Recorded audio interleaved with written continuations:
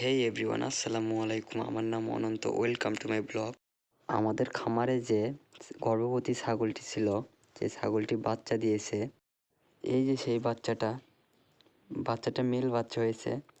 আমাদের ছাগলটা এবারই প্রথম বাচ্চা দিছে, এর আগেও বাচ্চা দেয়নি।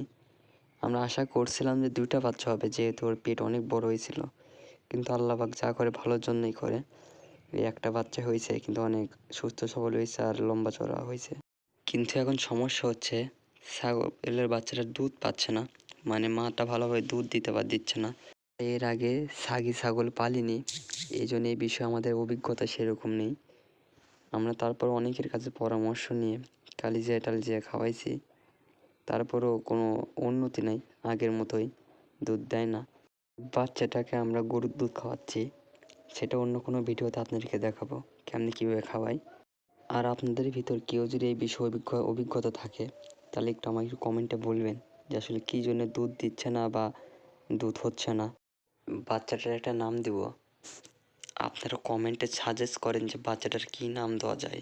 যার নামটা সুন্দর হবে বাচ্চাটার সেই নামটাই রাখবো। আপনারা আমার জন্য এবং আমার খামারের জন্য দোয়া করবেন। আজকের মতো ভিডিও এখানেই শেষ করছি। আসসালামু আলাইকুম রহমতুল্লাহি বরকাতুহু।